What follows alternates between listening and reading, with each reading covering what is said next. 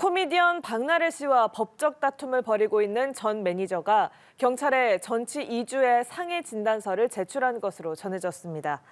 전 매니저는 지난 2023년 8월경 박 씨가 던진 술잔에 맞으면서 얼굴에 멍이 들고 손을 베어 네 바늘을 꿰맸다며 관련한 상해 진단서와 치료 확인서를 제출했습니다.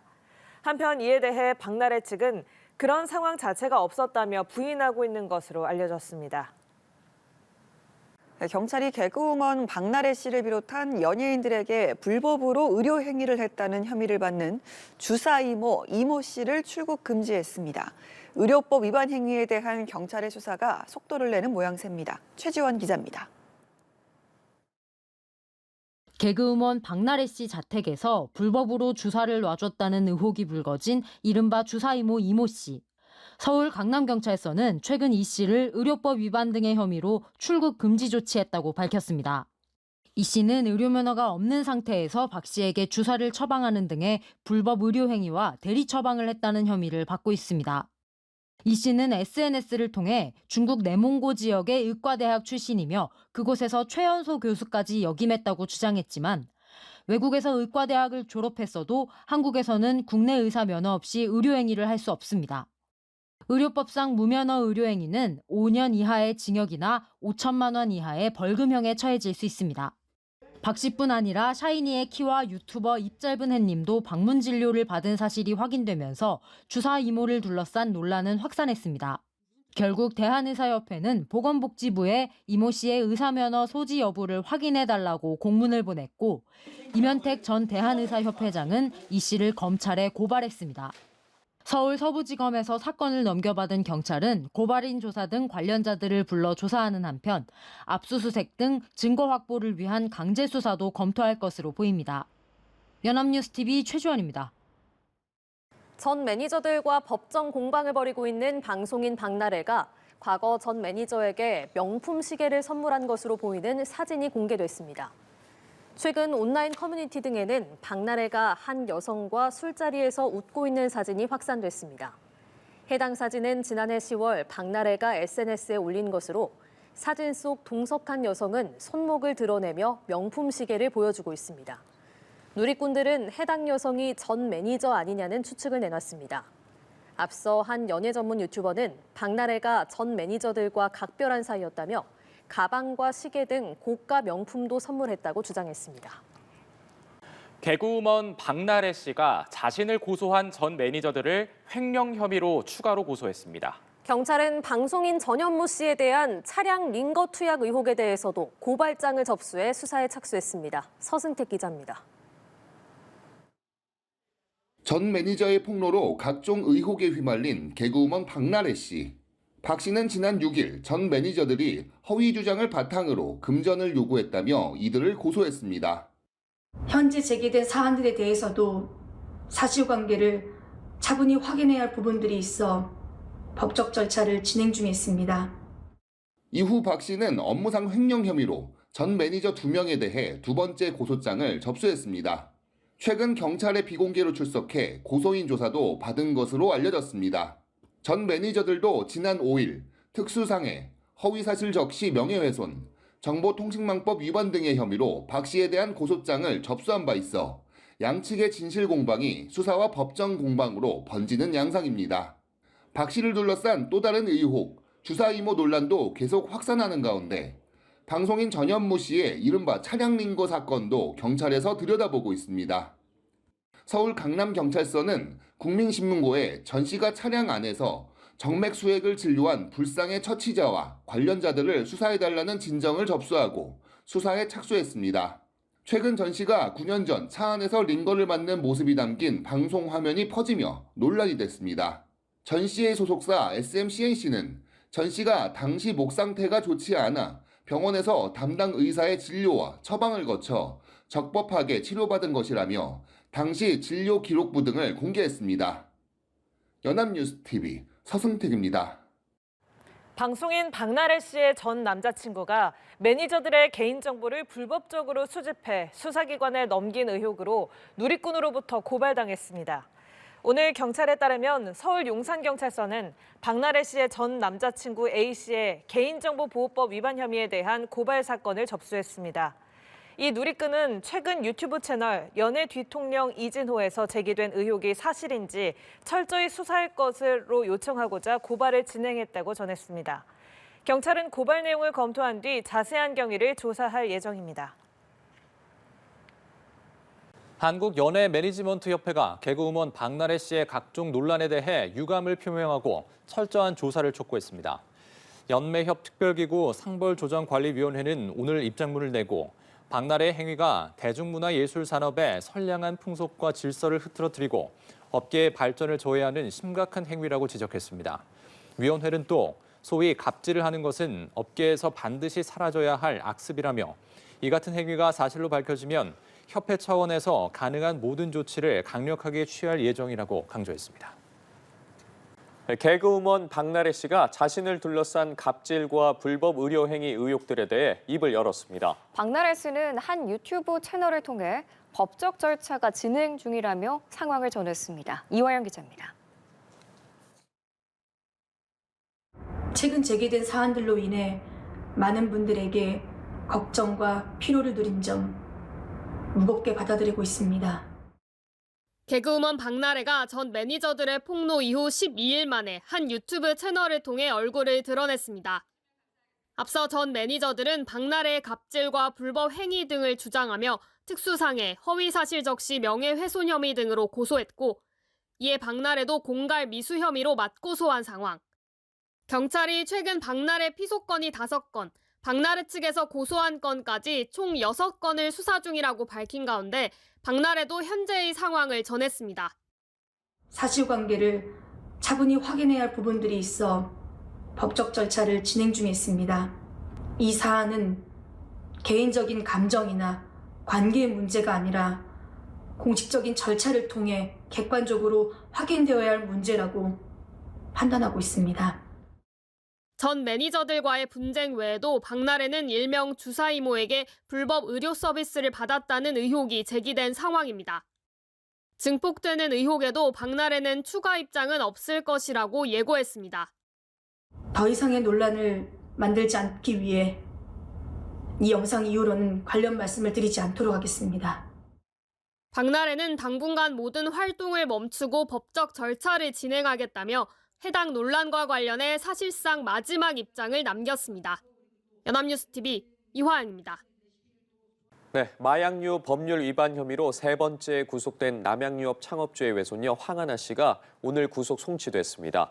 최근 출산한 황 씨가 과연 향후 정상적인 친권을 행사할 수 있을지 주목받고 있습니다. 네, 이 밖에 박나래 씨 상해 폭풍까지 주요 사건 사고 소식 손정혜 변호사와 함께 짚어보겠습니다. 어서 오세요. 안녕하세요. 예, 안녕하십니까. 먼저 황하나 씨와 관련된 이야기부터 해보겠습니다. 다시는 이제 마약에 손을 대지 않겠다라고 했지만 또다시 마약 혐의에 연루돼서 3번째로 구속된 황하나 씨가 조금 전에 이제 구속 송치가 됐습니다. 이번 사건에서 받고 있는 혐의가 타인에게 필로폰을 투약한 혐의인데 단순 투약과 비교했을 때 이렇게 타인에게 필로폰을 투약했다. 더 무겁게 봐야겠습니까? 네, 상당히 재질이 좋지 않다라고 봐야 될 것 같고 사회적 위험성 또한 굉장히 높다라고 평가할 수 있습니다. 우리 마약류 관리법 같은 경우에는 특히 대법원 양형 기준에서는 단순 투약 소지를 넘어서서 타인에게 권유하고 유통하는 경우에는 훨씬 더 가중해서 처벌할 수밖에 없고 양형 기준도 상당히 높다 이렇게 말씀드릴 수 있는데요. 이렇게 타인에게 알선하거나 매매하는 경우에는 본인의 인생뿐만 아니라 타인의 인생까지 마약 사범을 만들고 그 과정에 에서 대규모의 유통까지 또 사회적인 어떤 결과가 나쁘기 때문에 훨씬 더 중하게 처벌할 수밖에 없는 사건인데 이 사건은 2020년으로 거슬러 올라가서 남자 1명, 여자 1명에게 황하나 씨가 마약을 투약시켰다라는 혐의를 받고 있는 상황이거든요. 예. 지금 행위자, 그러니까 이 마약을 투약한 사람도 수명에 이를 정도이고 특히 여럿이 함께하고 타인에게 제공하고 또 유통의 어떤 과정에서 수익을 얻기 위한 목적으로 이렇게 동시다발적으로 하는 경우에는 굉장히 엄중하게 처벌할 수 있고 특히 황하나 씨 같은 경우는 이미 집행유예로 선처받은 상황에서 또다시 재범을 했기 때문에 구속 송치될 수밖에 없는 상황입니다. 예, 3번째 구속이고 죄질이 좋지 않은데 과거와 달라진 변수가 있다면 황하나 씨가 도피 중에 출산을 하고 엄마가 됐다라는 겁니다.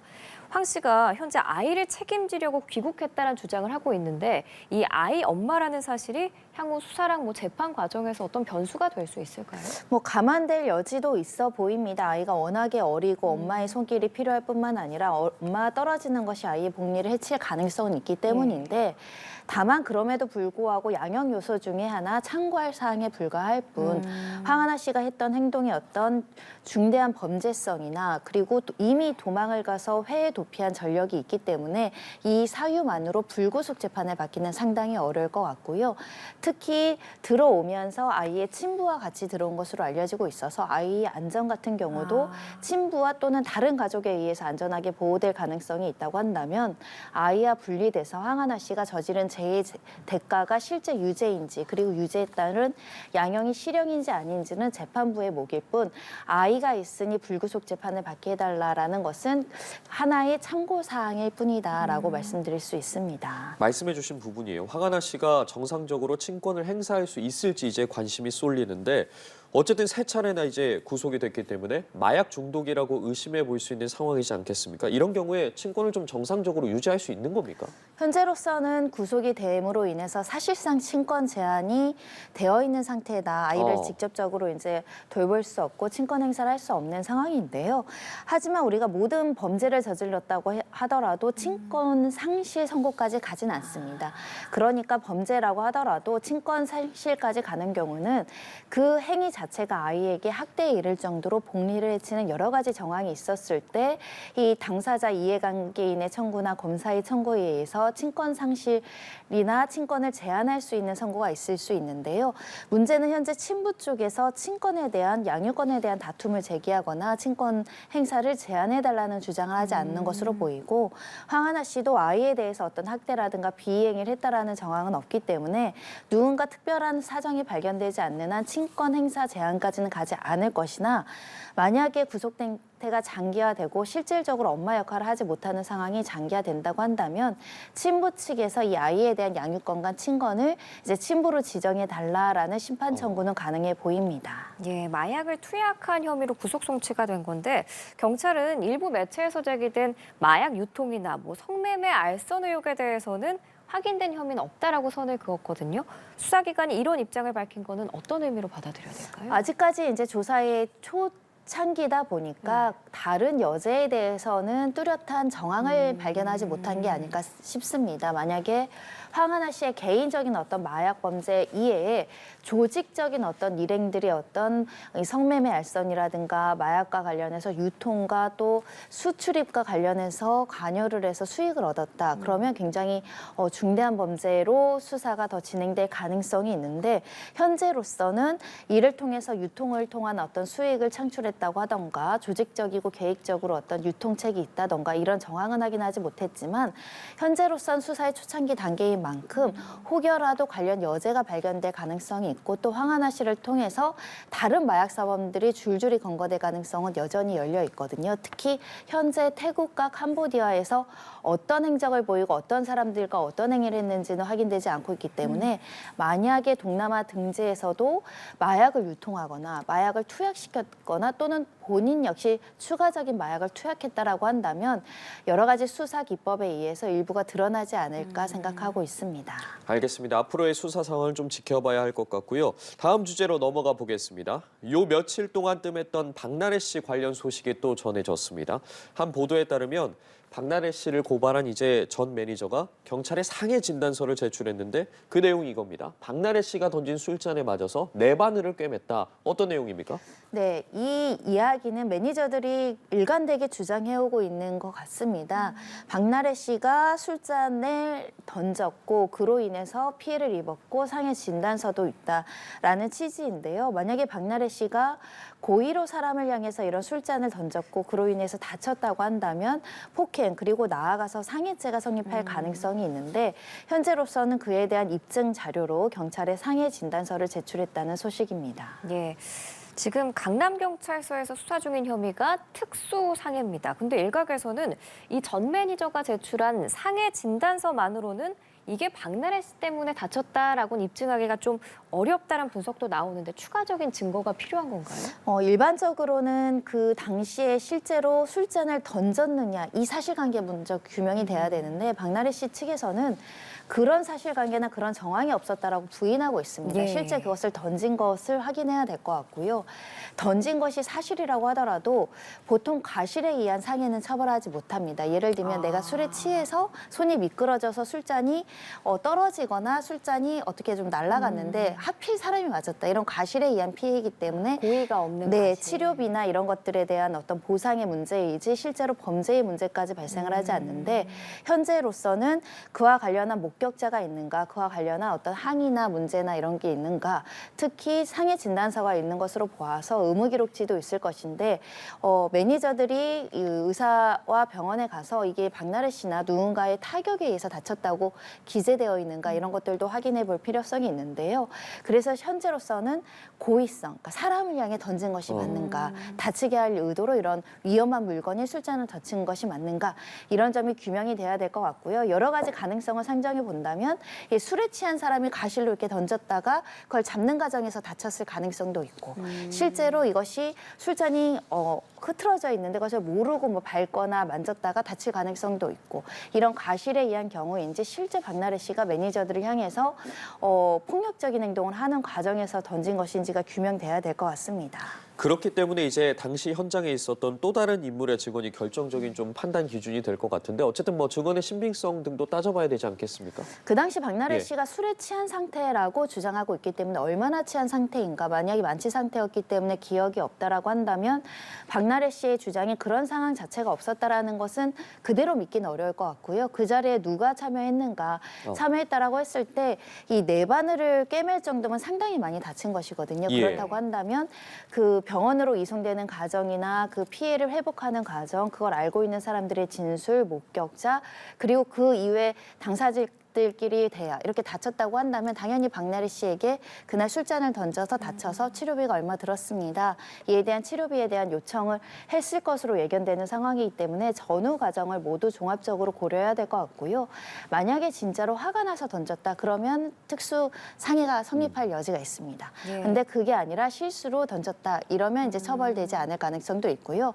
박나래 씨의 기억보다는 전 매니저들의 기억이 더 상세할 가능성이 있어서 수사기관을 통해서 구체적인 사실관계를 재현해야 될 것 같습니다. 알겠습니다. 이런 가운데 경찰이 불법 의료 의혹을 받고 있는 이른바 주사 이모를 출국 금지 조치했습니다. 앞서 의사협회 전 회장을 지낸 이면택 전 회장이 긴급 출국 금지를 해달라고 민원을 제기하기도 했었는데 실제로 출국 금지 조치를 내린 판단 기준은 뭐라고 보세요? 실제로 문제된 주사 이모라는 사람이 외국 국적인 사람이라고 한다면 외국으로 만약에 출국을 했을 경우 수사가 중지될 가능성이 있기 때문에 일단 출국 금지로서 신병에 대한 어떤 출석을 담보하는 수사의 기초 단계를 진행했다라고 보시면 될 것 같고요. 대한의협 전 회장이 이렇게 출국 금지를 요청한 취지는 이 사건 자체가 어떤 한 아티스트, 연예인에 대한 문제가 아니라 의료계 전반에 이렇게 음성적으로 이루어지고 있는 소위 말하는 가짜 의료업자에 의한 이 무자격자의 시술 행위에 대해서 사회적인 경각심을 가지고 좀 철저하게 수사해달라는 목소리가 이제 대한의협 전 회장으로부터 나온 것으로 보이고 이렇게 암 앞니의 링거 주사라든가 각종의 시술이라든가 주사라든가 이런 부분들이 현실적으로 이루어지고 있는 상황이거든요. 모두 다 적발하거나 모두 다 이걸 처벌하지 못하는 상황에서 이렇게 언론을 통해서 알려진 사람이라도 엄격하게 제재해야지만 재발 방지가 될 수 있다. 이런 의료계의 목소리가 있는 것으로 보이고 특히 주사 이모 같은 경우는 한 명에 대한 의혹이 아니라 여러 명에 대한 의혹이 나오고 있는 상황이고 다수의 어떤 이익도 취득했을 가능성도 있고요. 지금 경찰에서는 의료법뿐만 아니라 약사법, 나아가서는 마약류 관리법 위반이 있는가 또 수사의 대상이라고 하는데 마약류 관리법 위반이라는 건 향정신성 의약품을 처방전 없이 혹시 무자격자가 이렇게 처방한 거 아니냐 이런 부분들도 살펴볼 것인데 예를 들면 우리가 무자격자가 프로포폴을 놨을 때 이 환자나 이거를 그 무분별하게 시술받는 사람들이 사망에 이르는 사건들이 종종 있죠. 그만큼 보건의료상 굉장히 위험성이 있는 시술 행위이기 때문에 전반적으로 어떤 행위를 했고 어느 정도 수준으로 어떤 의약품을 무분별하게 이 절차 없이 또는 불법으로 투약했는지가 수사 대상으로 볼 수 있습니다. 예, 그 파장이 어디까지 이어질지도 좀 지켜봐야 할 것 같습니다. 다음 소식으로 넘어가 볼 텐데요. 다음은 아주 황당한 병역 기피 사건입니다. 그동안 참 여러 가지 병역 기피 사례들을 봐왔는데 어떻게 이런 생각까지 할 수 있을까 싶을 정도입니다. 그 내용을 들여다보면 줄넘기를 1000개를 했습니다. 딱 봤을 때 이제 군복무 해야 되니까 열심히 체력 기르자. 그래서 줄넘기 1000개가 아니라 병역 기피 목적으로 지금 줄넘기를 1000개를 했어요. 그렇습니다. 살을 빼기 위해서 이렇게 운동을 하고 금식을 하고 했다라고 알려지고 있는데요. 그러니까 병역법에는 병역을 기피할 목적으로 이런 신체 손상을 하거나 사의행위, 그러니까 거짓된 방법을 쓰는 것을 처벌하는데 나아가서 병역을 감면받을 목적도 처벌합니다. 그러니까 예를 들면 현역병으로 가야 되는데 사회복무요원으로 근무하고 싶어서 각종의 어떤 신체적인 부분들을 변형을 가져오는 경우에도 처벌의 대상이 되는데요. 이 사건 같은 경우는 체질량 지수가 16 미만이면 신체 등급을 낮게 4급으로 받을 수 있고, 그렇다고 한다면 이 보충역으로 갈 수 있다는 점을 알고 의도적으로 체질량 지수, 살을 빼기 위해서 운동을 하고 금식을 했다라고 병역법 위반으로 이제 기소가 된 사건이고요.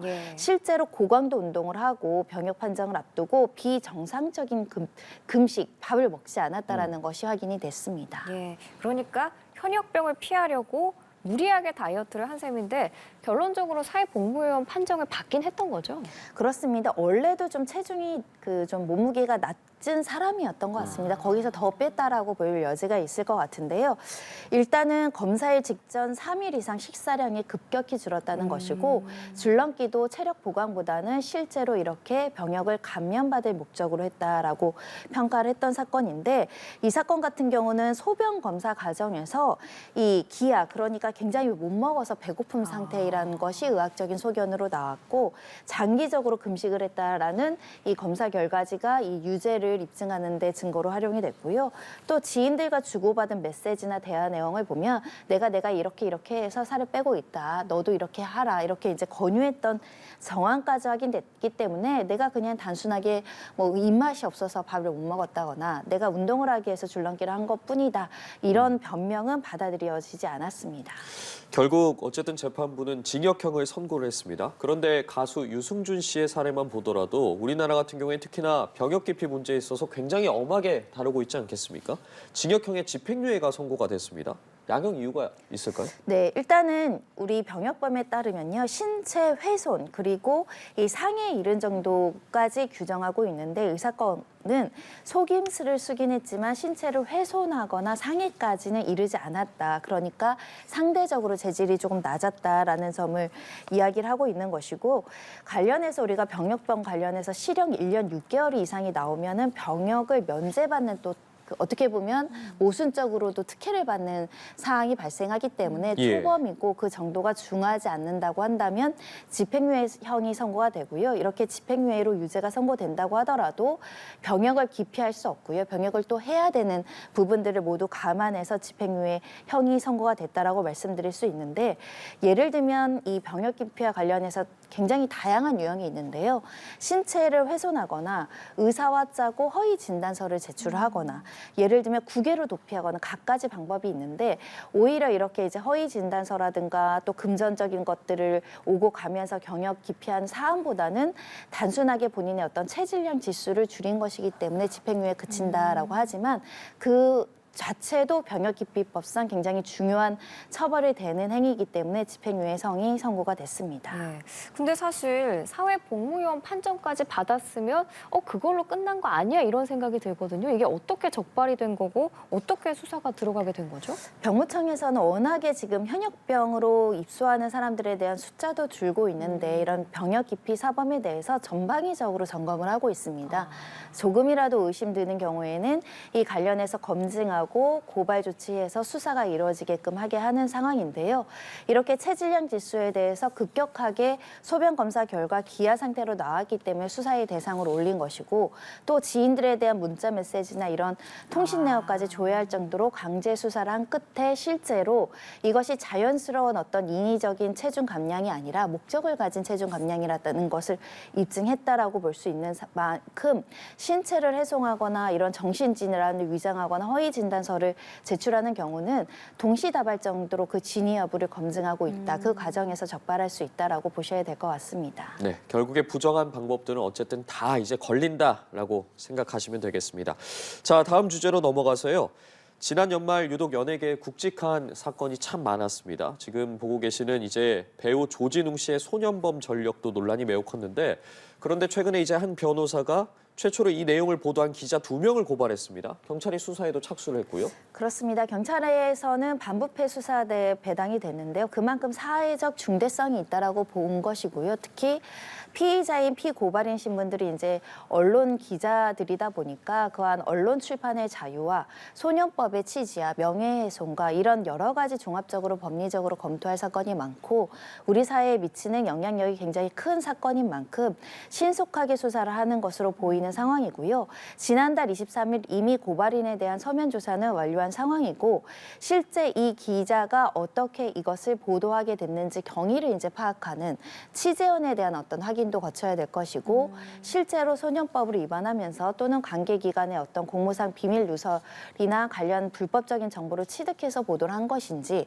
아니면 합법적으로 이 정보를 취득한 것인지 취득 과정에서 진실 확인에 어떤 의무를 다했고 실제로 명예훼손의 소지가 없도록 관련된 조치를 한 것인지 이런 부분들에 대한 조사를 하고 있는 상황입니다. 네, 특히 해당 고발건이 서울청 반부패 수사대에 배당된 점도 눈길을 끄는데 해당 사건을 서울청이 직접 수사하게 된 배경은 뭐라고 보시나요? 네, 말씀드린 것처럼 우리 사회에 굉장히 중요한 어떤 시금석, 기준선이 될 수 있는 사건이기 때문입니다. 이렇게 유명한 연예인의 과거 수십 년 전의 소년범 보호 처분까지 보도를 할 공적인 이익이 있는가 아니면 사생활 비밀의 자유나 또는 소년 보호 취지에서 미성년 소년범 같은 경우는 비록 비행위를 했다라고 하더라도 이렇게 언론에 공개되는 것이 불법적인 행위냐 또는 국민들의 알 권리 보장 차원에서 보도를 하는 것이 타당한가 굉장히 면밀하게 검토를 해야 되는 사건인 만큼 이 부분에 대해서 서울청이 직접 나서서 배당받아 수사를 했다라고 볼 여지가 있을 것 같고요. 특히 이렇게 구체적인 어떤 소년보호 사건의 결과나 재판 내용들이 보도되는 경우에는 혹여라도 이 법원 내부라든가 수사기관 내부의 정보가 누설된 거 아닌가 이런 부분들도 종합적으로 검토를 해야 되다 보니까 조금 더 신속하고 강력하게 수사하는 게 아닐까 생각합니다. 그러니까 그 부분에 대해서 조금 더 들여다보자면 특히 당시에 어쨌든 해당 매체가 조진웅 씨가 10대와 20대 때 범죄를 저질렀다라고 보도하면서 소년범 전력이 있음을 공개를 했습니다. 이후에 조진웅 씨가 이제 바로 다음 날 은퇴 선언을 하기도 했는데 고발장을 접수한 이 변호사 같은 경우에 특히나 보도에 그렇다면 어떤 부분이 문제가 있었다고 짚은 겁니까? 일단 소년법 위반은 이렇게 되어 있습니다. 진행 중인 소년보호 사건에 대해서는 공개할 수 없고 보도할 수 없다라는 규정이 있는데 이 규정을 위반한 것인지를 판단을 해야 되고 최초 보도에 보면 이 성범죄를 저질렀다라고 단정적으로 형사처벌 받은 것처럼 보도가 되어 있는데 형사처벌과 또 보호처분은 굉장히 다른 종류의 사건인 만큼 이것을 단정적으로 성범죄인 양 보도란 것은 이 명예를 훼손한 것이다라고 정보통신망법 위반으로 문제 삼고 있고요. 특히 소년법 취지에는 또 소년법의 명시적인 규정에는 이런 소년보호 사건과 관련한 정보에 대해서 공개할 수 없고 조회할 수 없다, 응할 수 없다라는 조항이 있는데 혹여라도 이것을 누군가가 공적인 신분인 자가 비밀을 누설해서 이것을 공개한 것은 아닌가에 대한 고발도 내용이 적시되어 있는 만큼 종합적으로 보도된 경위 그리고 보도가 우리의 어떤 이 기준 그러니까 처벌 수준에서 처벌할 수 있는 것이냐 아니면 언론 보도의 자유에 속하느냐 이런 부분들에 대해서 조사해달라라는 취지로 고발한 것으로 알고 있습니다. 네, 취재 과정이랑 취재원의 정보 입수 경위 등이 쟁점이 될 것 같은데 현재 고발인이 사건 내용을 불법적인 방법으로 조회를 한 게 아니냐 이런 주장을 하고 있거든요. 그런데 이제 고발인 조사를 했는데 서면 조사로 진행을 했더라고요. 직접 대면 조사가 아니라. 출석 조사의 필요성은 없었던 것 같습니다. 왜냐하면 직접 경험한 사실에 대해서 진술을 하기보다는 언론 보도를 통해서 알려진 바에 의한 수사를 촉구하는 의미의 고발이었기 때문에 서면으로 이런 점에 대해서 고발하고 혐의점에 대해서 수사해달라는 진술 정도라고 한다면 서면으로 진술 받아도 된다 이렇게 판단했던 것으로 보이고요. 이 사건 같은 경우는 한 사람에 대한 어떤 아티스트에 대한 문제이기도 하지만 향후 많은 소년범 그러니까 소년보호 사건으로 처분받았던 다른 사람들에 대한 미래에도 영향을 미칠 뿐만 아니라 소년법을 개정해야 되는가, 소년법의 기본 취지를 어떻게 보호할 것인가, 이런 사회적인 어떤 논란도 가져온 만큼 실제 수사기관에서 이것을 기소할지 아니면 불기소할지 그 한계는 무엇인지에 대해서 명확한 기준이 따라야 되는 사건으로 보이고요. 그런 만큼 수사기관에서는 특히 언론 출판의 자유도 보호해야 되는 입장에서 보통은 취재원을 보호해야 되잖아요. 그런 부분까지 면밀하게 수사가 진행될지도 좀 지켜봐야 되는 사건입니다. 알겠습니다. 추후 상황 지켜보도록 하겠습니다. 주요 사건 사고 소식 손정혜 변호사와 함께 짚어봤습니다. 말씀 고맙습니다.